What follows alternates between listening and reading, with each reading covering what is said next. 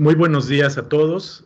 Sean bienvenidos al Foro AMEPAL, un espacio de unión entre nuestros socios con expertos de la inocuidad en sus diferentes áreas, académica, investigación, industria y regulación. El objetivo de este foro es poner en contacto las experiencias y conocimientos de los expertos invitados cada primer martes de mes y generar la interacción con nuestros socios. Para poder ser más ágiles en este foro, les pedimos que cierren sus micrófonos y cámaras por respeto a nuestro presentador.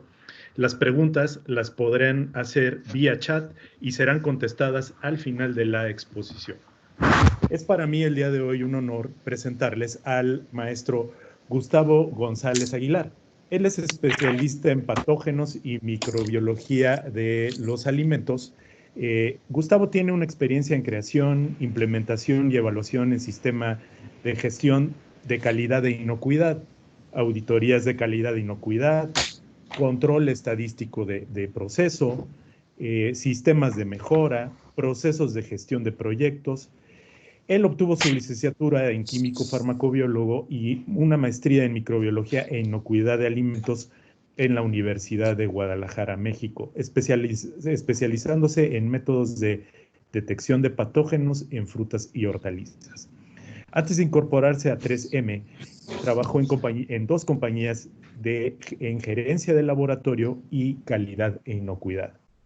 Le damos la más cordial bienvenida a Gustavo González. Adelante, Gustavo. Buenos días. Buenos días, muchísimas gracias. ¿Me escuchan bien? Sí, te escuchamos perfectamente bien, Gustavo. Ok, ¿sigue viendo mi pantalla? Sí, Gustavo, así es. Excelente, muchísimas gracias. Para mí es un honor que me hayan invitado al foro. Espero que hoy podamos aprender algo nuevo unos de los otros y podamos aplicar esto en nuestro trabajo diario. Este tema que me gusta mucho porque es un tema muy holístico, donde vemos la parte filosófica de lo que hacemos, donde vemos la importancia de lo que estamos nosotros aportando a la comunidad donde vivimos. Me gusta siempre comenzar con un poco de historia. Vamos a ver cómo el ser humano, déjenme pongo aquí mi puntero, cómo el ser humano hizo grandes hitos en la historia de su alimentación. Los homínidos, por ejemplo, se alimentaban de carroña y luego empezaron a descubrir herramientas que les permitían obtener los beneficios de los tuétanos. Luego vienen las grandes civilizaciones que existieron y pasamos como la sumeria o la egipcia, estas civilizaciones totalmente agrícolas, pues eran las que se encargaban de alimentar los grandes imperios como el macedonio y luego el romano. Luego viene... Gustavo, no se ve tu presentación, por favor. Ok, vamos, entonces, dame 2 segundos. Ay, por favor.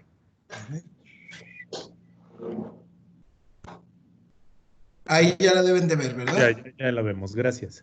Listo. Entonces veíamos, lo primero era que éramos seres de carroña, luego empezamos a construir las civilizaciones, luego empezamos a almacenar y alimentar a grandes imperios. Después de eso empezamos a comercializar. Grandes rutas comerciales como la ruta de las especias, la ruta de la Arabia Feliz, la ruta de la seda. Empezamos a reorganizar la humanidad y luego comenzamos a crear los burgos. El feudalismo, si nacías agricultor, vivías como agricultor y ibas a nacer como agricultor. Luego viene la revolución industrial con sus grandes maquinarias y estas grandes maquinarias permitieron obtener muchos mayores beneficios de los campos agrícolas. Luego viene la revolución agrícola específicamente, las grandes maquinarias y el uso de pesticidas y el hombre comienza a cambiar sus hábitos alimenticios, de tal forma que ahora nos alimentamos a grandes escalas y estamos haciendo muchos cambios en el consumo, pasando de las grandes porciones de las familias anteriores ahora a porciones personales. Y esto, a partir de todo esto, la gente sabía que se podía enfermar. La gente sabía que sus alimentos podrían echarse a perder. Durante la historia se prohibían muchos alimentos por cuestiones religiosas también. Por ejemplo, el emperador Leonardo VI del Imperio Bizantino en el siglo X prohibió el consumo de salchichas para disminuir el botulismo. Incluso en Inglaterra en el siglo XIII se prohibía el consumo de carnes post-mortem. Cuando hablamos del deterioro, tenemos que reconocer que puede ser causado por varios microorganismos o sus metabolitos. La gente sabía que existían técnicas para conservar. Una de las más comunes fue el uso del vapor. El vapor sirvió para la base de los trabajos de Appert. Y dirán, ¿qué relación tienen estos dos imágenes? Appert, después de 15 años, logró desarrollar en 1810 el proceso de la apertización que le serviría a este hombre para ganar las guerras y lo llevaría a Appert a darle un premio equivalente a 12,000 francos. Se estima que las pérdidas por deterioro van del 10 al 50% como el resultado del deterioro, especialmente en qué tipos de alimentos, en granos, frutas y hortalizas. El costo anual de los alimentos que se pierden supera los 300 billones de dólares anuales, enfocándose principalmente en el sector agroalimentario. Estos deterioros ahora sabemos que son causados por microorganismos. ¿Qué tipos de microorganismos vamos a tener? Bueno, podemos tener, dependiendo de los autores, podemos encontrar distintas formas de clasificarlos. Podemos tener deterioradores como tales, los cuales pueden producir compuestos que producen después de cierto nivel o simplemente por la presencia de este compuesto, cuestiones desagradables. O pueden producirse compuestos como estos que estoy señalando acá, además de cambios sensoriales que hacen que los consumidores eviten comprar ese producto y llevan a final de cuentas a pérdidas en cuestiones económicas porque el producto se queda en los anaqueles. O se pueden producir algunas enzimas, muchas de ellas son resistentes al calor, las cuales hacen cambios tanto en el sabor como en la textura. Podemos tener también microorganismos que producen toxinas. Pues tenemos algunos clásicos como Clostridium botulinum o Staphylococcus aureus. Podemos tener algunos otros microorganismos que causan infecciones, como la E. coli 157 o Listeria monocytogenes. Pero no todos los microorganismos son malos, también tenemos microorganismos que producen cambios en textura, cambios en sabor o preservan los alimentos, como cuáles, las bacterias acidolácticas para productos fermentados o las levaduras para producir alimentos tan importantes para la humanidad como puede ser el pan, el vino o la cerveza. Entonces decíamos, pasamos de creer que todo se transmitía por cuestiones divinas a empezar a conocer la ciencia de los alimentos. Mencionábamos hace unos segundos que, por ejemplo, Hipócrates sugería cambios en la dieta y en los humores. Estos cambios en las dietas producían cambios en los humores en función de la temporalidad del año. Desde el siglo VI hay un documento, una tabla de arcilla del Imperio Asirio, que se le llamó póstula nociva en la espiga de los granos para definir una enfermedad.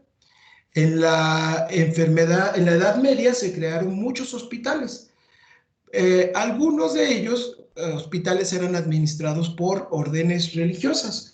Por ejemplo, los frailes de San Antonio curaban exclusivamente a los enfermos de la enfermedad de ergotismo. ¿Qué pasaba con la enfermedad de ergotismo? La forma de sanarse era una peregrinación a Santiago de Compostela. ¿Por qué una peregrinación a Santiago de Compostela? Porque las personas enfermas se producían por un consumo prolongado de pan de centeno contaminado. Durante el peregrinar a Santiago de Compostela, pasaban por el convenio de San Antonio en Burgos, en España. A la hora de que pasaban por este lugar, la gente se curaba. ¿Por qué se curaban? Por cambios en la dieta. En este convento les daban a comer pan de trigo candeal en lugar del pan anterior que estaba contaminado. Entonces, se empezó a ver también las enfermedades transmitidas por alimentos. Cambió mucho en su número. Al principio eran solamente 5 y luego fueron 20 y ahora se dice que hay más de 40 agentes causales.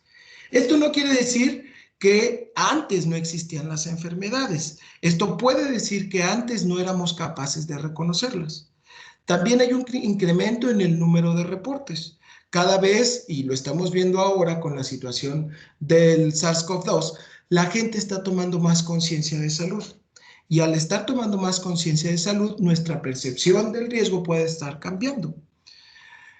Antes había ausencia de reportes, lo cual no significa ausencia de enfermedad, lo cual quiere decir que antes simplemente no teníamos los reportes. En los países en vías de desarrollo, además de las enfermedades transmitidas por los alimentos, tenemos que tratar con algo más, que es la malnutrición. La malnutrición, sea en consumo excesivo o consumo deficiente de calorías y de nutrientes, hace que las personas sean mucho más susceptibles a los microorganismos patógenos.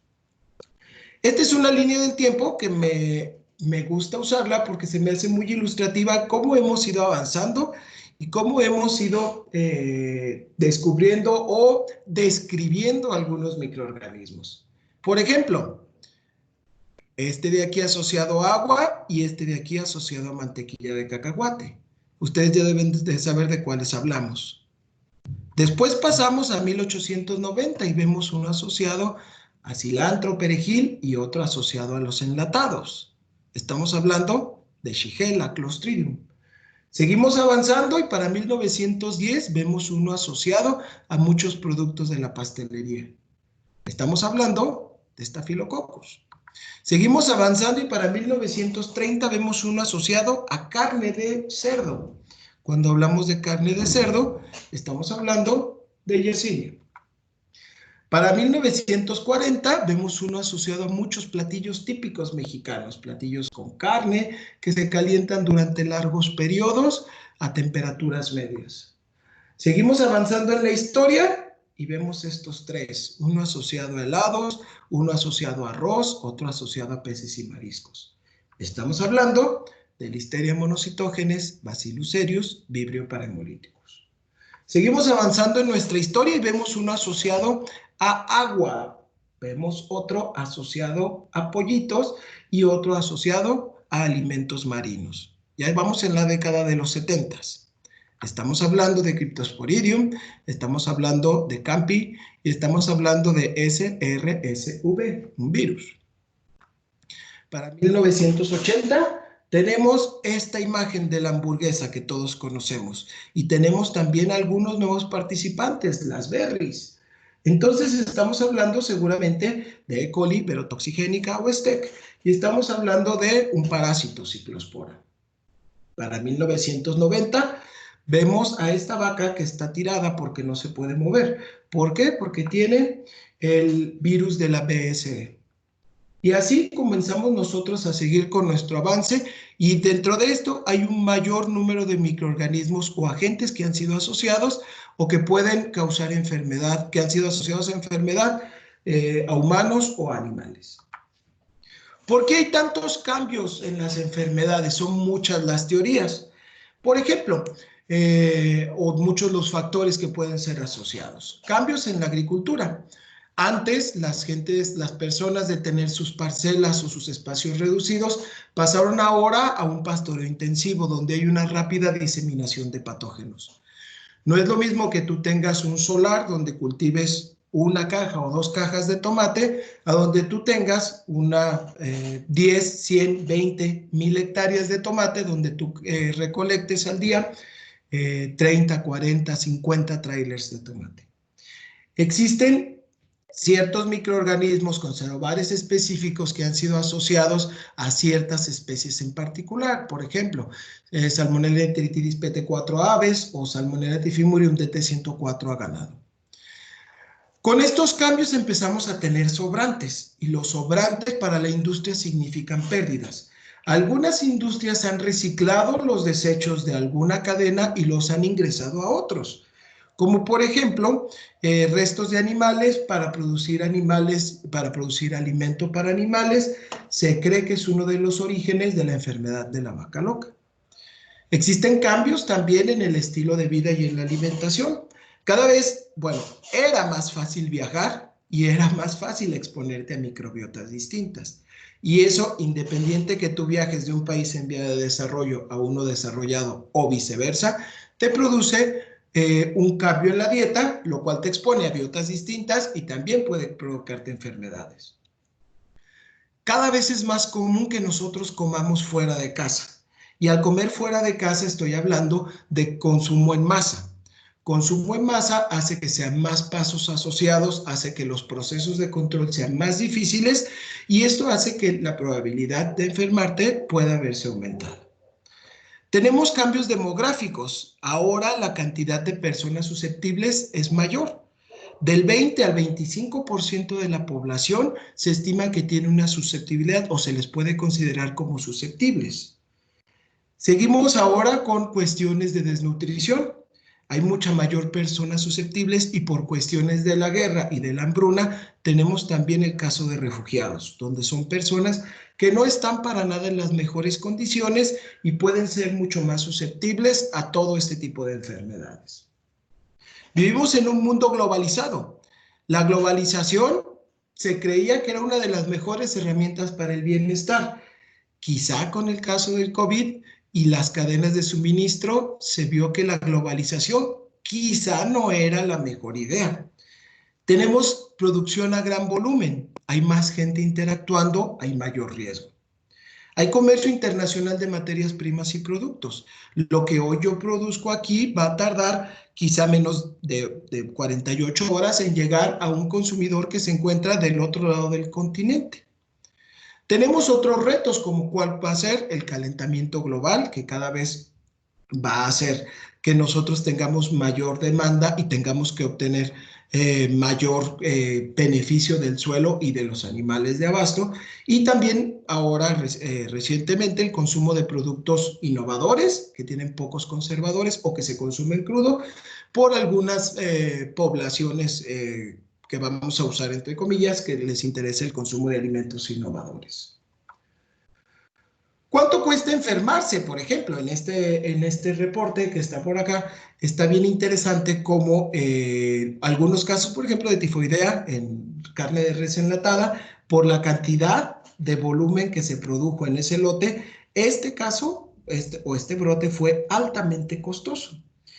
Tenemos otros brotes de distintos microorganismos donde se ve cuáles, algunos por el efecto que causan, algunos otros por los efectos secundarios, van a tener distintos costos económicos.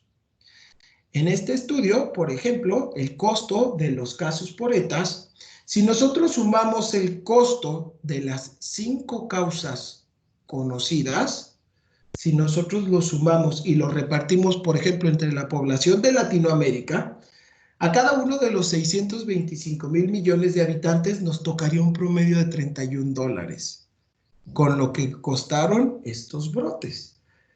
¿Esto es mucho? Puede parecer mucho. Es casi lo que costó el nuevo aeropuerto de Turquía, el más grande del mundo. A la lista, por cuestión de casos y el costo individual, encontramos a estos 3. Por ejemplo, si nosotros empezamos a ver cuánto cuesta cada uno por individual, vemos algunos casos que llegan a ser millones de dólares. Por ejemplo, enfermarte con Vibrio, con Clostridium botulinum o con Listeria monocytogenes, realmente son cantidades que solamente algunos tendrán oportunidad de pagar. Por ejemplo, en el caso de Vibrio vulnificus, con esto es casi lo que te puedes comprar un Bugatti, por ejemplo, un automóvil Bugatti. Luego tenemos que te costaría lo mismo que un Aston, por ejemplo. Y luego, por ejemplo, para el caso de Listeria, $1,500,000. ¿Quién es capaz de tener esa cantidad? Muchas personas dirían, pues oiga, mejor déjeme morir porque no tengo para pagar esa cantidad por un tratamiento tan caro. ¿De dónde pueden provenir todos estos microorganismos? Esto, por supuesto, que ustedes lo saben, ¿no? ¿Por qué es importante conocer de dónde provienen? Porque si sabemos de dónde provienen, podemos conocer al enemigo, cuál es la fuente y el comportamiento. Si no, no es posible atacarnos y defendernos. Hay microorganismos que son de origen animal. Hay otros microorganismos que los vamos a encontrar ampliamente distribuidos en el ambiente y hay otros microorganismos que se asocian al humano, en el humano donde podemos tener casos de portadores que van a estar presentes durante muchos años y leyendas muy interesantes como María Tifoidea, que cuando no tengan muchas ocupaciones les recomiendo leer y también les recomiendo leer los reportes de los abogados. Es algo muy interesante. Entonces, dentro de los agentes causales vamos a hablar de las bacterias. Por ejemplo, el problema más importante de salud pública, los signos y síntomas que producen son de medio a severos, con algunos casos consecuencias a largo plazo. Entonces, vamos a ver el primero de ellos. Es un patógeno muy importante asociado a cárnicos, a aves, a huevo, a leche, a derivados, frutas y hortalizas, especias y últimamente a cebolla. Es un problema serio. Algunas serobares, como Serobar enteritidis, altamente asociado a aves y a huevo. Estamos hablando, obviamente, de salmonela. El siguiente microorganismo que ustedes van a ver, está asociado aquí una tortuga y un pollito. La tortuga trae salmonela. El pollito, ¿qué trae el pollito? Pues trae el microorganismo número 1 en incidencia. Los brotes son muy extraños, son muy raros y principalmente está asociado al consumo de pollo o a contaminación cruzada. Estamos hablando de Campylobacter. Hay algunos microorganismos que son de importancia en países donde se tienen ciertas prácticas de consumo. Por ejemplo, en países donde se consume el pescado crudo, algunos microorganismos como Vibrio parahemolíticos van a ser de importancia prioritaria. Algunos van a ser importantes en países tropicales, donde el agua toma especial relevancia en epidemiología y donde se ha visto casos o tormentas muy fuertes. La última fue por los 90s. Estamos hablando de Vibrio cólera. Hay algunos otros microorganismos importantes en vías de desarrollo que se asocian mucho a viajeros, a manipuladores, a personas en cuidados de la salud, reservorio humano y la fuente de infección es alimentos o agua contaminada por portadores. Entonces estamos hablando de Shigella. Pasamos a otra de las nuevas características del consumidor moderno. El consumidor moderno le interesa también tomar leche cruda. ¿Por qué? Porque creen, algunos consumidores modernos, perdón, porque cree que la leche cruda conserva mejor sus propiedades. Cuando hablamos de consumidores que se están enfocando hacia leche cruda, vamos a enfocarnos específicamente a E. coli.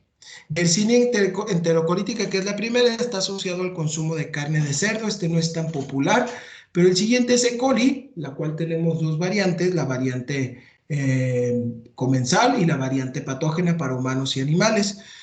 La dosis infectiva para el caso de E. coli es muy baja para algunos serotipos, específicamente STEC, EHEC, asociado a carne de res mal cocida o sin cocer, leche pasteurizada y cruda, sidra, germinados, yogur, agua o contacto con animales. El siguiente que vamos a ver es uno muy poco frecuente, pero si se llega a dar, llega a ser muy severo. Tiene alta mortalidad en infantes, embarazadas, inmunocomprometidos, asociado a ambientes y a producción, alimentos como leche cruda, alimentos listos para el consumo y surimi. Nos vamos a pasar a los últimos dos, en el caso de bacterianos. Hablando de bacterias, hay otro que es poco frecuente, importante por su impacto, porque la enfermedad es muy, muy impactante, asociado a productos enlatados y conservas. Comúnmente se asocia a fallos en el proceso, específicamente el control de pH. Estamos hablando de Clostridium. Y el último, los últimos dos, relacionados casi siempre a la contaminación, seguida del abuso de temperatura. Staphylococcus y Clostridium perfringens. En cuestión del virus, hay muchos virus asociados a los alimentos relacionados a brotes grandes. Como causa de enfermedades transmitidas por alimentos, son más importantes que las bacterias y los protozoarios, asociados a muchos alimentos en particular o a ciertas actividades donde es muy común enfermarse con uno de este tipo, o es más común enfermarse con uno de estos tipos o agentes causales. Los otros son los protozoarios, estos causan grandes brotes, algunos están muy documentados, como Cryptosporidium, como Cyclospora, o por ejemplo, este brote de Cryptosporidium parvum en Milwaukee, 1993, es el brote que se estima el más grande. Se estima que uno de 400,000 a 1.6 millones de personas se enfermaron. ¿Cuánto costó este brote? $100 millones. Hay algunos que van a ser casos o van a causar mucho problema para cierto tipo de personas inmunocomprometidas específicamente, como toxoplasma. Y hay algunos que tienen impactos en tratados comerciales que prácticamente derrumban la economía de algún sector agroexportador, como en el caso de las berries o las lechugas. El último que vamos a revisar, pues es en el caso de las micotoxinas. Estas micotoxinas, lo que vamos a rescatar es que algunos están asociados con el almacenamiento prolongado e inadecuado de granos y semillas. Algunos de ellos ya están muy bien asociados con algunos tipos de cáncer. Estos siempre se producen por el consumo sostenido durante largos periodos. ¿De dónde van a venir entonces los microorganismos? Dependiendo del tipo de microorganismo, existen ciertas herramientas para su control. Vamos a revisar en general, por ejemplo, si el microorganismo viene del intestino, pues el control de crías y animales en pie es una de las prácticas, incluidos los alimentos, higiene durante el transporte, proceso y una cocción total. Y aquí nosotros estamos agregando al consumidor. Si los microorganismos vienen de los tejidos animales o de la leche, existen unas alternativas adicionales como pudiera ser la inmunización, un almacenamiento adecuado, inspecciones de los animales en pie, controles de proceso y, cuando se puede, una cocción previo al consumo. Si los microorganismos que estamos nosotros hablando provienen de agua, peces o alimentos, por ejemplo, del tipo marino, controles en la cosecha, controles en el almacenaje y control en el agua que se utilice. Cuando es posible, asegurar la descontaminación. Cuando el microorganismo proviene de las excretas humanas, pues proteger los cuerpos de agua de la contaminación, que es un reto muy importante para los productores de frutas y hortalizas. Tratamiento de aguas cuando es posible y proteger el área donde se cultivan los mariscos, que no haya descargas de hoteles cercanas, y aplicar procesos de purificación. Existen varias alternativas que pueden funcionar. Cuando el origen son plantas y cultivos, protegerlos durante la cosecha y el almacenamiento, controlar bien las condiciones de almacenaje, de ser posible en frío, un buen control del proceso y, cuando es posible, preparación previo al consumo. Esto es, muchos de los casos es prácticamente imposible.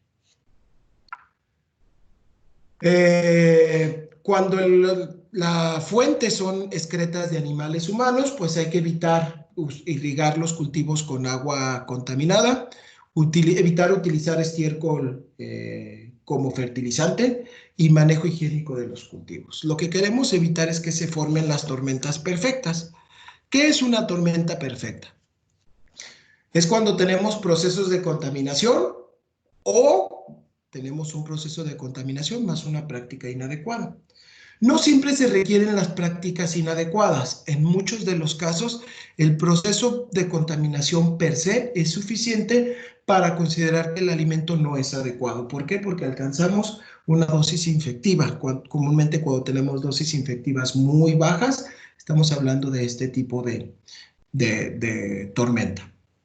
¿A qué me refiero con prácticas inadecuadas? Estamos hablando de un cocimiento inadecuado, contaminaciones cruzadas, recontaminaciones, almacenamientos por largos periodos o a temperaturas inadecuadas y periodos prolongados de almacenamiento. Para esto, ¿qué es lo que tenemos que cuidar? La ecuación del FSO. La ecuación del FSO, ¿qué nos dice? El FSO, o el Food Safety Objectives, indica la máxima frecuencia o concentración de un peligro al nivel del consumo. para proporcionar un nivel adecuado de protección. ¿Esto qué nos marca? La ecuación nos dice que nosotros tenemos, a partir de un nivel inicial menos los procesos de inactivación más los procesos de proliferación, esto debe de ser menor o igual al objetivo de inocuidad. Esto va mucho en función del tipo del microorganismo y del consumidor. No es posible hacer una tabla rasa para todos los microorganismos, ni una tabla rasa para todas las poblaciones. Para esto, las autoridades tienen que trabajar con sus poblaciones en particular. En las etapas primarias, pues obviamente prevenir la contaminación y los cultivos es la primera línea. Pero también hay otras líneas, como es vamos a revisar la segunda, que dice prevenir la contaminación y el desarrollo durante la cosecha. Entonces, evitas que se contamine. Si se contamina, evitar que se desarrolle. Y la tercera, tener un proceso killer cuando sea posible. En muchos de los casos no puedes llevar, o es difícil la primera, la segunda y la tercera es prácticamente imposible.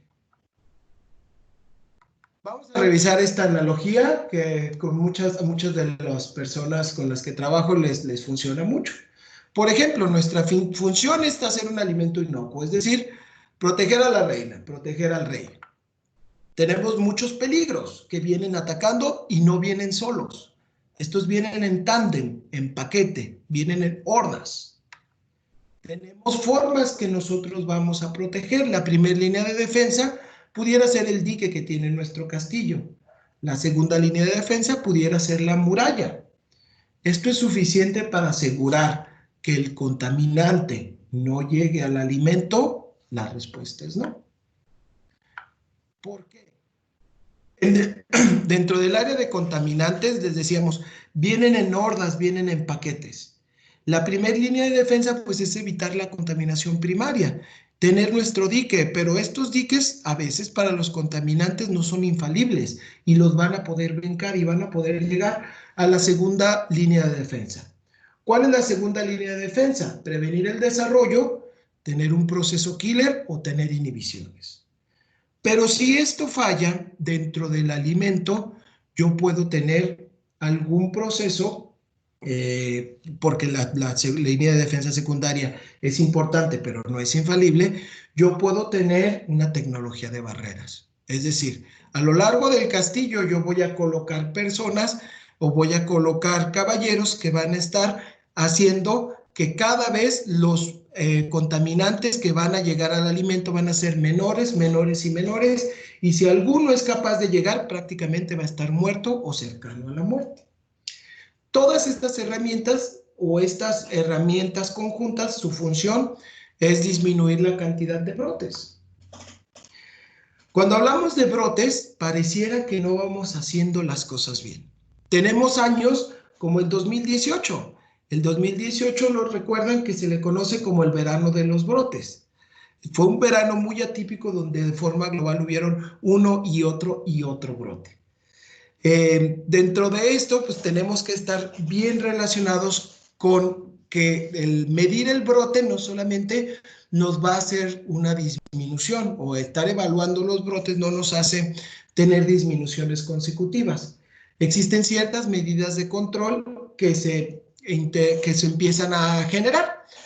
Por ejemplo, una de las medidas de control que últimamente estuvo en mucha controversia, esta petición de esta agencia de abogados, específicamente este abogado, donde solicitaba a la USDA la prohibición de ciertas cerobares de salmonela para la industria del pollo. Pero esto es algo muy complicado, porque no solamente decirlo, hacerlo, tiene que ser algo práctico, tiene que ser algo aplicable. Cuando nosotros tenemos interpretaciones de las regulaciones, tenemos dos vertientes. Uno, la parte de la industria hacia adentro y la parte hacia afuera. Primero tenemos que conocer cuánto cuesta crear y cuánto cuesta mantener una planta.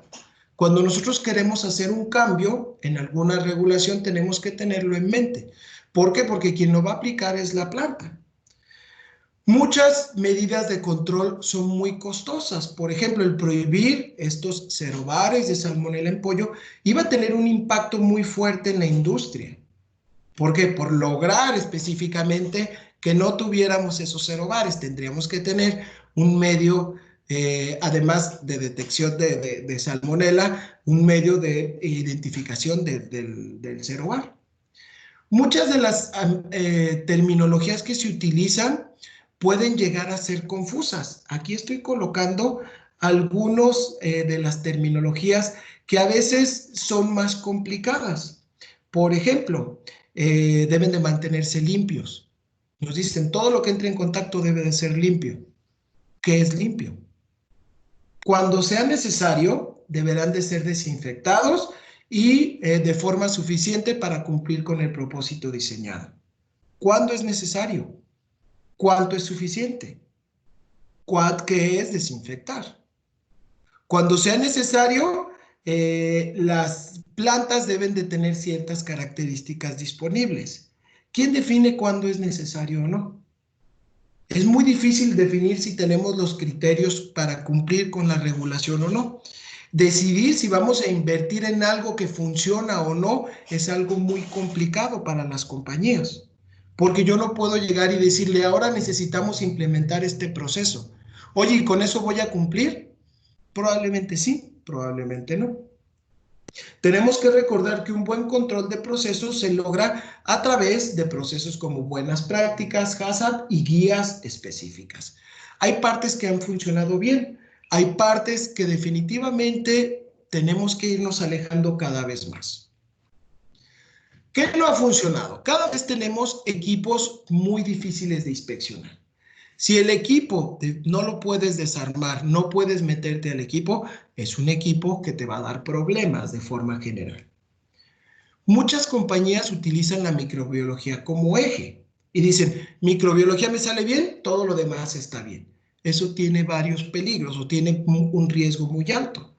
El primero es que tus resultados salen cuando tu producto ya está fuera o ya se produjo.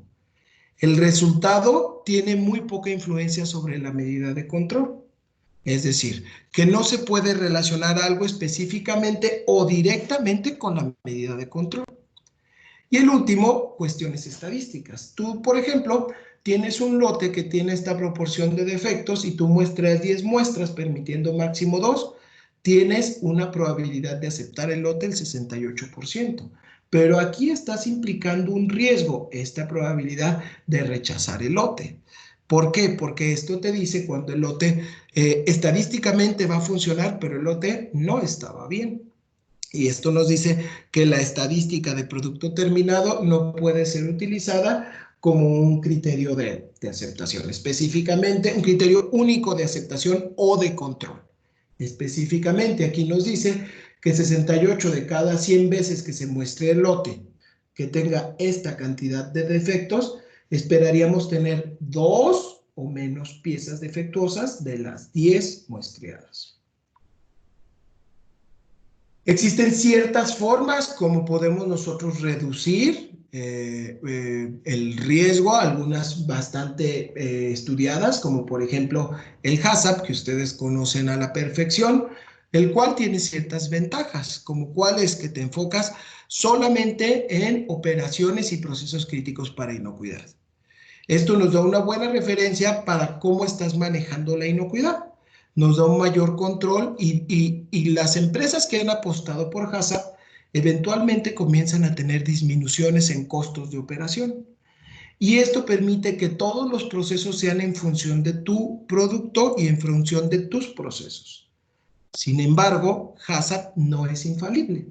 De forma general, se acepta como HACCP como la medida más efectiva para reducir pérdidas de producto por deterioro, pero ha habido casos donde plantas que tienen criterios microbiológicos muy estrictos y tienen su HACCP funcionando han incurrido en brotes. Alguna de las otras características, un criterio microbiológico, ahora sí es donde nosotros definimos si un lote es basado o es aceptado o rechazado debido a tener la presencia o el número de microorganismos, los cuales pueden ser de distintos tipos.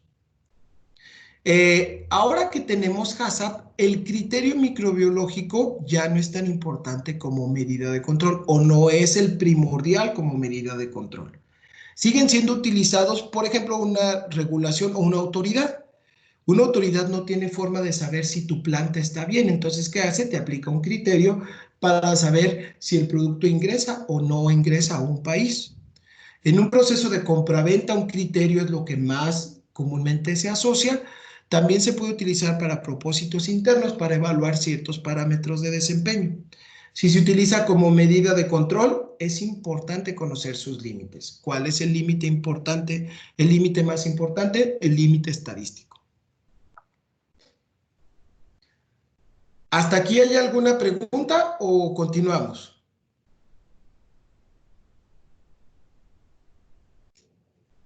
Continuamos, por favor, las preguntas hasta el final y ya espero que las pongan en el chat, por favor. Muy bien. Gustavo. Siempre nos enfrentamos a riesgos. Por ejemplo, ahorita salir y decir que el riesgo es cero de que salga y me alcance un rayo sería una mentira. ¿Por qué? Porque el riesgo no es cero. La única forma de que el riesgo sea cero es no salir. Cuando nosotros hablamos de riesgo, el consumidor se va a estar enfrentando a riesgos. La finalidad es que este sea la menor posible. Ha habido herramientas como por ejemplo la evaluación del riesgo. Lo que tenemos que hacer es como esta mujer que va a cruzar la calle. Esta mujer que va a cruzar la calle tiene el riesgo de que la atropellen y no solamente va ella, lleva a su hija corriendo. Pero ella conoce el peligro, es decir, el coche viene a cierta velocidad, yo voy a caminar a cierta velocidad, yo voy a alcanzar a llegar, entonces lo que hace es una evaluación. Evalúa la probabilidad y las consecuencias y dice, bueno, ¿viene un tráiler o viene una bicicleta? No es lo mismo ser atropellado por un tráiler que por una bicicleta. La evaluación del riesgo comenzó en 1920 en Estados Unidos para ciertos alimentos. Para nosotros poder evaluar el riesgo tenemos que conocer totalmente el peligro y la probabilidad. Una desventaja es que tenemos que conocer la dosis infectiva. Para muchos microorganismos no está muy claro cuál es la dosis infectiva. O también existen cierta virulencia de algunas cepas. Dentro de la evaluación, estos pueden ser 4 pasos, ¿no? Lo primero que vamos a hacer es conocer qué tipo de microorganismos va a estar presente en la materia prima o qué microorganismos se introducen. La parte 2 es qué efectos tenemos en los que dijimos que venían acá. O nuestro empaque, qué efectos tienen a los que sobreviven que vienen acá. La parte 3 es conocer dentro de nuestro almacenaje cuáles, como almacenaje y distribución, cómo eran los que venían acá y sobrevivieron acá. Y lo último, conocer los efectos del proceso previo al consumo. De nuevo volvemos a ingresar a nuestro consumidor a la ecuación. Y lo último, conocer nuestra población, la susceptibilidad de nuestros consumidores. Hacer estos procesos no es algo simple. Se requieren un grupo de expertos para conocer las opiniones en cuanto a reducir riesgos a niveles aceptables o inaceptables. Estos expertos se tiene que tener participación de representantes de gobierno, de la industria, de los consumidores como tal. Identificar las necesidades. Ojo, las necesidades de los consumidores están cambiando de forma apresurada. Tenemos que tener la herramienta que identificar si la industria es capaz de lograrlo. De nada me sirve decir que a partir de hoy vamos a prohibir totalmente la presencia de salmonela en pollo crudo, si la industria no es capaz de llegar a tener un pollo crudo sin salmonela. Tenemos que transformar la data, el FSO, en información y en medidas de control para poderlo traducir al cliente, al consumidor, perdón. Algunos ejemplos de análisis de riesgos que son muy famosos: aflatoxinas en cacahuate, salmonela en leche en polvo. Tenemos también Listeria monocitógenes en salchichas cocidas o E. coli 157 en carne premoldeada. Las regulaciones son muy importantes. Esto nos dice, las regulaciones desde tiempos antiguos han existido y nos dicen esto sí, esto no, esto se hace. Las regulaciones para alimentos comienzan con la inspección en cárnicos y nos vamos moviendo hacia otros alimentos, como cuáles, procesos de pasteurización que están muy bien regulados. Tenemos buenas prácticas, perdón, se me activó la pantalla, buenas prácticas higiénicas. Regulaciones estas son basadas en la percepción del riesgo y al inicio es la percepción y cuando vamos a hacer cambios, ahora sí nos tenemos que basar específicamente en la evaluación. Las regulaciones modernas de inocuidad, estas están basadas en evaluaciones de riesgos, basadas en riesgos reales. Estas deben de ser flexibles y ajustables, incluir también capacitación para lograr una aceptación de las entidades que van a aceptar estos cambios. Estos cambios no son tan simples, no es como levantar la mano y decir voy a pedirle ahora a la regulación que me prohíbas este cerobar de salmonela en pollo. Esto va mucho más. ¿Por qué? Porque la regulación tiene que decirlo primero. ¿Por qué es importante? ¿Cómo va a afectar? ¿Lo podemos lograr? ¿Cómo lo vamos a evaluar? Todo eso tenemos que evaluarlo para tener un futuro certero, una producción a futuro adecuada de alimentos. La última parte de las diapositivas, pues es cómo se espera ver a futuro la inocuidad. Se espera que la población va a aumentar a 10 billones de personas para el 2050. La población mayor a 60 años será el 22%. Vamos a ser más personas susceptibles. La concentración va a ser en países en vías de desarrollo. La concentración poblacional va a estar enfocada hacia países en vías de desarrollo. ¿Se estima un aumento en las enfermedades transmitidas por los alimentos? No sabemos. ¿Por qué? Porque si nosotros continuamos con procesos de malnutrición, con pocas o nulas medidas de control, si el agua es poca, limitada o simplemente inexistente, no podemos asegurar que tengamos un mismo nivel de calidad de vida en ambos polos del mundo. Tenemos que hacer aumentos drásticos en la cadena alimenticia para lograr alimentar a esta cantidad de gente que viene. Y esta producción debe de ser asociada con los objetivos de inocuidad y de calidad que se están planteando. Las poblaciones han pasado en muy poco tiempo de ser poblaciones totalmente, pues vamos a decir, en medio del desierto o en la nada, a poblaciones que parecen futuristas, pero esta foto es, por ejemplo, en 2015. Sin olvidar que todavía tenemos algunas poblaciones con altas concentraciones y quizás con medidas higiénicas que no son las mismas que en países altamente desarrollados. El reto viene para todos. El reto incluye a biólogos moleculares, por ejemplo, a microbiólogos. El rol del microbiólogo, además de mejorar la inocuidad de los alimentos, es encontrar maneras de reducir las pérdidas en el alimento, especialmente durante el transporte y el almacenaje a los centros conurbados. Es en lo que tenemos que trabajar muy fuertemente. Los que están en biología molecular tienen como reto explorar mejoras para la productividad de cultivos, que estos sean mucho más resistentes a infecciones y enfermedades, siempre generando un intercambio de bienes y conocimientos. El intercambio de bienes y conocimientos tiene que ser enfocado, obviamente, a asegurar a la población que vive en el lugar acceso a bienes adecuados, mantener un equilibrio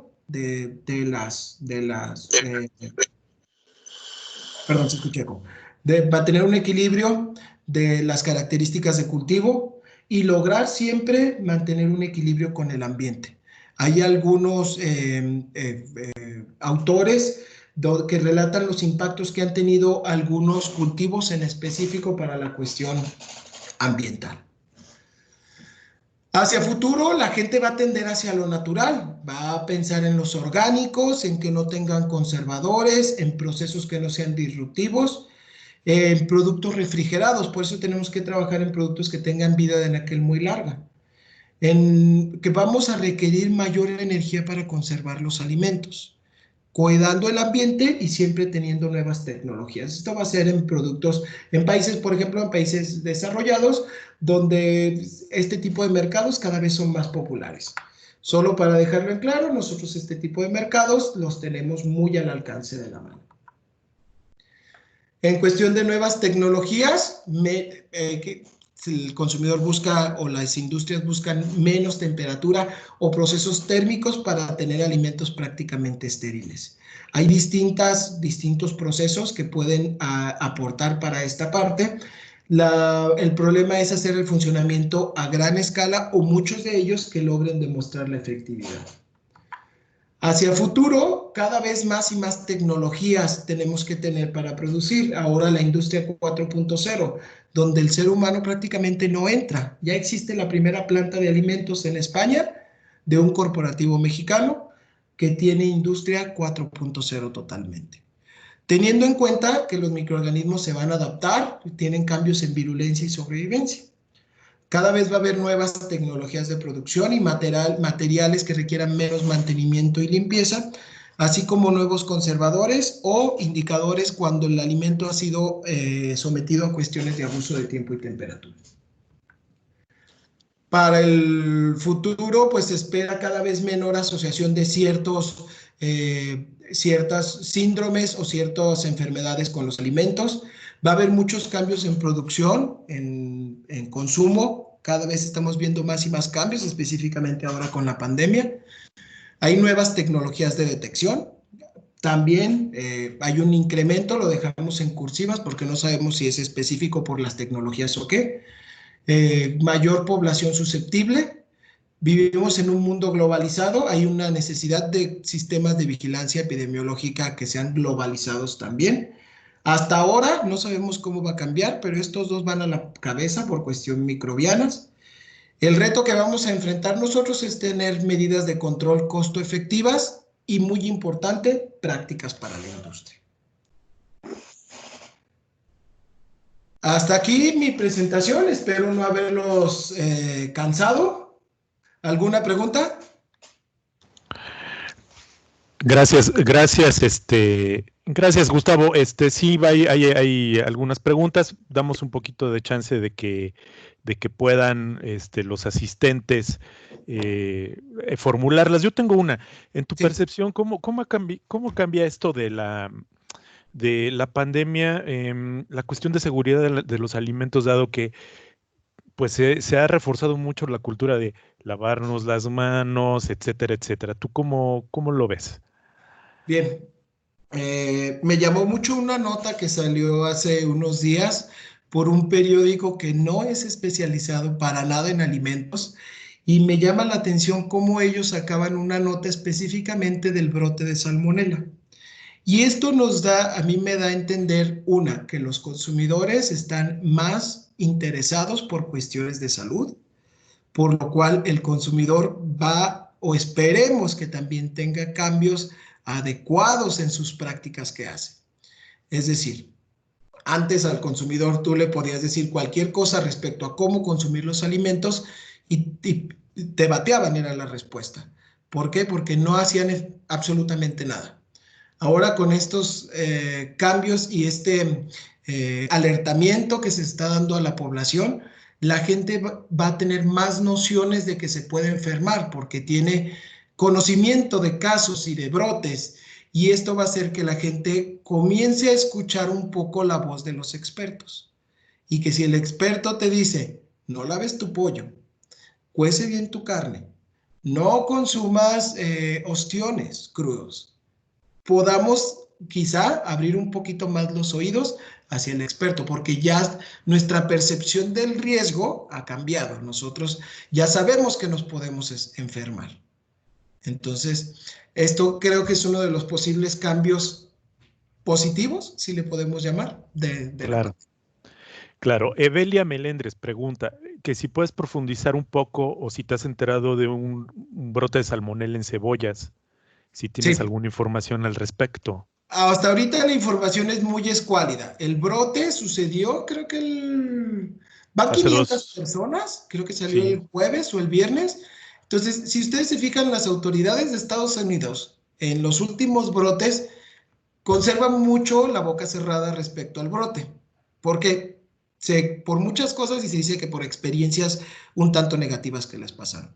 Hasta ahorita parece ser, todo indica, porque ya lo confirmó la agencia estadounidense como la canadiense, que pueden ser las cebollas, o que son las cebollas, que es lo más probable que esté sucediendo. Entonces, como esto ya, lo único que está disponible es, te dicen, cebollas de tal marca, de tal compañía, asociados a un tipo de cebollas, pero la compañía decidió retirar todos sus productos. O no sé si lo decidió, no estoy al Sí, tanto. parece que sí, es la noticia que la compañía dijo ya no, y vamos a Ellos retirar deciden. todo, sí. Ok, excelente. Entonces, ¿qué es lo impactante de este brote? Una, ¿cómo ha sido publicitado? Yo creo que nunca antes nos habían publicitado tanto un brote. Y lo segundo, Salmonella no deja de darnos sorpresas. Cada vez ha sido asociada a más y más y más alimentos que nosotros le decíamos nobles, ¿no? Es que la cebolla es muy noble. Pues ya vimos que Pues no, ya también vimos que no. enferma. Exacto. Es la única información que hay, no hay mucha información al respecto, pero hay que estar muy al pendiente de los boletines que van a estar sacando para ver si sacan por ahí algo más de actualización. Cristabel López dice, mi pregunta va dirigida al caso de petición de salmonela en Estados Unidos. ¿Crees que en México también se vaya a hacer? Bien, De esto del abogado, ¿no? sí, esta petición es muy impactante, o digo, queda mucho tramo por recorrer. Recordemos algo, que nuestras cuestiones, nuestra regulación es mm, hasta cierto punto espejeada con Estados Unidos. Entonces, ¿qué tendríamos que tener? Primero tendríamos que tener un proceso de inspección, creo, no sé si existe, no quiero decir cosas imprecisas, un proceso de inspección primera donde te permitan ciertas número de muestras positivas por ciertos analizados. Creo que no estamos ahí todavía. Lo segundo, de estas positivas, quizá luego pudieran decidir, quien tenga que decidirlo, que estas va a ser permitido o prohibido la presencia de un cero bar en específico. Eh, Ojalá y no proceda pensando en la industria. ¿Por qué? Porque si esta petición procede es un problema muy fuerte para la industria el lograr excluir específicamente a estos cero bares de la cadena. Pensando en el consumidor, por supuesto, ojalá y no existiera salmonela en el alimento, pero pensando en la industria les van a dar un reto muy importante que si procede no sabemos cómo van a ser capaces de integrarlo. Muy bien. Francisco, Javier, que sí, vamos a compartir la presentación. Sí, sí, estamos grabando esta sesión. Más adelante, les informamos dónde, en qué medio va a estar, ¿no? Angélica Godínez dice, como mencionaste, es importante el empleo de la evaluación de riesgos. ¿Cómo crees que influya la resistencia a antibióticos de cepas patógenas en los alimentos sobre el riesgo? Híjole, esa pregunta es de doctorado. ¿Cómo, cómo influenciaría la resistencia a antibióticos? Híjole. O más bien, yo creo que aquí el sentido es que vamos a encontrar cepas más resistentes, ¿no? Ajá. Esto, obviamente, bueno, la influencia directa que le pudiera haber es en el tratamiento dentro del consumidor, dentro del tratamiento de muchas formas. Uno, no sé si prevalencia, no quiero hablar de cosas que no esté muy claro de prevalencia dentro de la cadena, también cambiaría asociado con algunas resistencias, pero sí en el tratamiento, no sé si la dosis infectiva también influenciaría. No lo sé, no lo sé, no me había puesto a pensar en esto, Angélica, pero es muy buena pregunta. Tendría que documentarme más. Muy bien, Perdón. no, no te preocupes. Blanca Solano dice, para la industria de suplementos alimenticios y cosméticos, ¿qué tipo de prácticas de manufactura y qué tipo de normas mexicanas o regulaciones deberíamos de seguir para salvaguardar la inocuidad del 100%? Ok, esta industria, el problema que tiene es que está en el limbo entre la farmacéutica, porque no es farmacéutica, y la alimenticia, que mucha gente dice si es alimenticia, no es alimenticia. Entonces, ¿qué es lo que debería de hacer? O el deber ser, pues definir, ¿no? Para cuestión de hacia dónde o hacia cuál regulación nos vamos a adecuar. Las regulaciones de los alimentos son muy estrictas en cuanto al control de microorganismos. Incluso muchos compañeros de las farmacéuticas están pidiendo ahora a los que estamos en alimentos que les expliquemos cómo hacer ciertas pruebas o ciertos procesos, específicamente con HACCP, puesto que esto va muy asociado a un control adecuado. Entonces, quizá para tus nutracéuticos, cosméticos quizá no, pero nutracéuticos, acercarte más al alimenticio y cuidar muchas cuestiones que el área de alimentos, específicamente en polvo, tiene bien definidas, como cuál, control de humedad, para el caso de salmonela, tratamientos que les puedes dar a tus materias primas antes de recibirlos.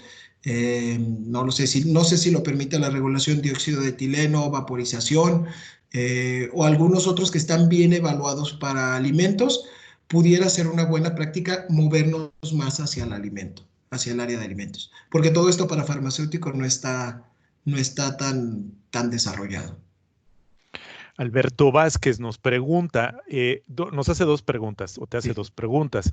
Dice, uno, ¿qué se espera respecto a frutas y hortalizas que se venden sin empaque en comparación con un producto elaborado que forzosamente lleva un empaque de protección, haciendo referencia a la pandemia actual o posibles futuras?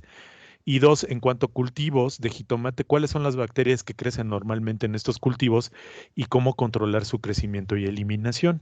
Bueno, la primera pregunta es, no sé si se refiere a cuestión de regulación. Recordemos que si el producto es intacto o el producto es entero, le aplica la regla de Produce. Si el producto es procesado, le aplica controles preventivos si va a exportar, por ejemplo, a Estados Unidos. En cuestión por cuestiones de la pandemia, es importante recordar que no existe evidencia de transmisión por parte de los alimentos. Entonces, quizá no sea necesario aplicar empaques individuales o empaques para darle una protección adicional contra el virus del SARS-CoV-2 para este tipo de productos. La siguiente pregunta es específica. De los cultivos de jitomate. Cultivos de Dice, ¿qué jitomate. bacterias crecen normalmente y cómo hay que controlarlas? Bueno, si el jitomate es entero hay que cuidar. No, yo no tengo tanto conocimiento en esta parte de producción, pero de forma general, control de agua que se va a utilizar, buenas prácticas de recolección, buenas prácticas de cultivo, buenas prácticas agrícolas. Específicamente, pues pueden crecer un gran número de microorganismos en las frutas y hortalizas. Además del alimento, influye también la zona geográfica. Por ahí leí algunos casos donde decían, por ejemplo, una zanahoria no va a tener la misma biota asociada si la recolectas en Francia que en Inglaterra. Son distintas biotas asociadas, aunque estén a una misma latitud, aunque sea un mismo producto y pudiéramos decir el mismo cultivo. Entonces tendríamos que ver específicamente en tu cultivo, en tu área, cuáles son aquellos tipos de microorganismo de interés, pero te puedo compartir algunos materiales para que les eches una leída, que te pueden llevar a investigar un poco más. Muy bien. Teresa Sandoval dice, existiendo una tendencia hacia la producción y consumo de alimentos naturales, ¿cómo se puede integrar la tecnología en cuestiones de inocuidad? Yo creo que es el reto, ¿no? Ese es el principal reto. Uno de los retos más importantes que tenemos es la cuestión de la percepción del consumidor. Actualmente, el consumidor percibe lo natural como inocuo y esto es un error o creo que es una mala percepción. Lo que nosotros tenemos que trabajar es explicar específicamente o dar o aportar conocimiento sobre que lo que viene, lo crudo, no siempre es inocuo. ¿Con qué? Con casos muy específicos, como cuáles. Uso de estiércol, consumo de productos crudos. Esto lleva a que la gente se enferme más a que si lo consumiera procesado. Cuando hablamos de proceso, tener tecnologías de proceso, la gente está buscando cada vez más productos que tengan más cantidad de proteínas principalmente de origen vegetal, productos que tengan grandes cantidades de antioxidantes, productos hipster, podemos llamarle así, pero estos productos no tienen por qué estar peleados con buenos procesos de control.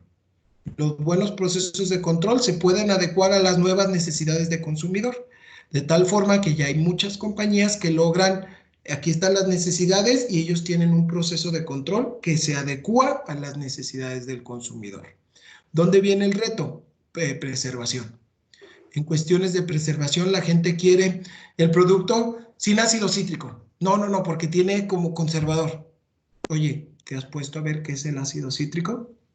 No, tiene que ser ausente de ácido cítrico. Ni siquiera tenemos el tiempo para entender o no nos hemos dado a la tarea para entender que el ácido cítrico puede estar en la formulación natural de nuestro alimento. O hay muchos otros, de este otro lado también juega la otra parte, ¿no? Tecnicidad del consumidor. Entonces, tenemos que trabajar con etiquetas claras, con procesos claros, y el consumidor también tiene que saber lo que sí está, lo que no debe de estar, o lo que no debería de estar para que ellos puedan hacer elecciones adecuadas y esperemos pues que todo esto aporte a la salud. Evelia Melendres dice, ya comentaste un poquito de esto, hablando de microbiología, ¿qué va la información respecto a la transmisión de COVID mediante alimentos? Eso ya lo habías comentado, Sí. no hay evidencias No hay de evidencia. ningún tipo, ¿no? Y no news is good news. O sea, si no hay noticias, son buenas noticias. Dice, Esperemos que sigan así. Dice, hablando de alimentos frescos, alimentos cocinados en un restaurante, comida en calle, no hay nada de eso, ¿verdad? No. Lo que sí, hay una guía muy interesante de la North Carolina State University, donde la acaban de sacar en español incluso. Es una hoja, un PDF, y te dice, la transmisión principalmente es por gotitas de saliva, de material. Los materiales que tocas pueden tener participación, pero es menor, y te dice, no todo lo que tocas te lo traes a la mano. Eso es bien importante porque esta es una información no paranoica. Dice, no todo lo que tocas te lo traes a la mano. Entonces te dice, pero sí tienes que tener mucha higiene. En cuanto sales, tocas, lavas.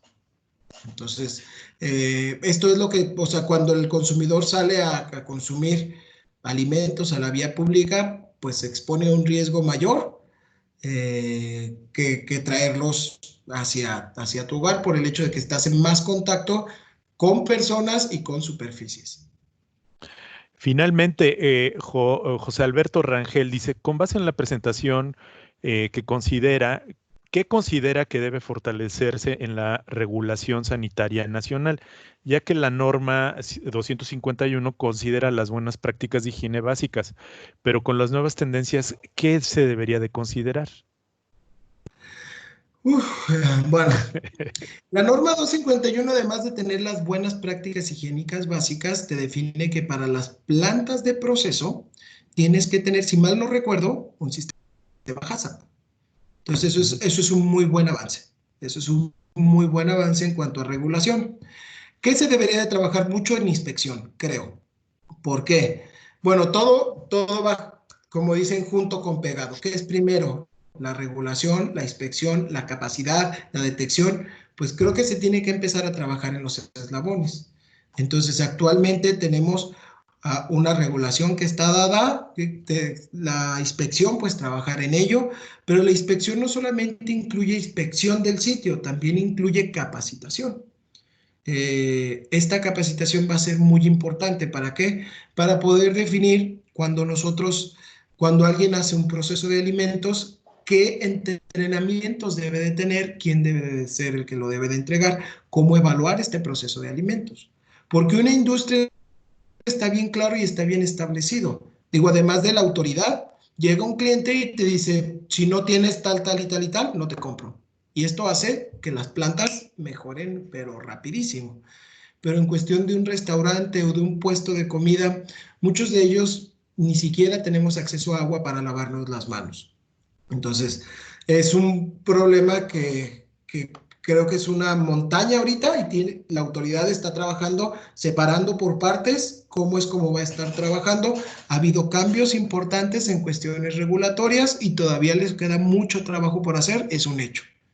No estamos donde queremos llegar, ninguna agencia regulatoria del mundo, pero tampoco podemos decir que vivimos en la Edad Media. Hay buenos avances en cuestión de inocuidad. Pues no hay más preguntas, Gustavo. No sé si tengas algo que agregar, algo que nos quieras terminar de compartir, algún comentario final. Pues nada, muchas gracias por haberme invitado. Este y muchos más sesiones de entrenamiento tenemos para nuestros socios comerciales. Y si algún día gustan volverme a invitar, voy a estar muy feliz de ser partícipe del foro. Pues muchas gracias, Gustavo. Te agradecemos muchísimo tu presentación.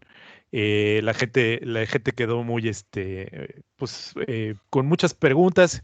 Están agradeciendo ahorita en el chat. Muchísimas gracias, Gustavo, a nombre de Amepal.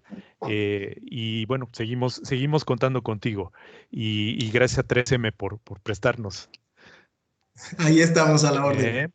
Muchísimas Finalmente nos va a dirigir unas palabras nuestra presidenta Nidia. Adelante, Nidia. Ya tienes, Hola, buenas tardes a todos. ¿Sí me escucho? te escuchas bien, Nidia. Ok, muchas gracias. Muchísimas gracias a todos. Muchísimas gracias por participar en estas actividades de Amepal. Muchísimas gracias, Gustavo, por tu aporte. Comentarles que también Gustavo forma parte de nuestro comité directivo. Él es vocal. Es un amigo de hace muchos años, compañero de congresos. Y pues bueno, agradecerles a todos por aquí su participación y nos vemos el siguiente mes, que sería el 1 de septiembre. El 1 de septiembre. Así es.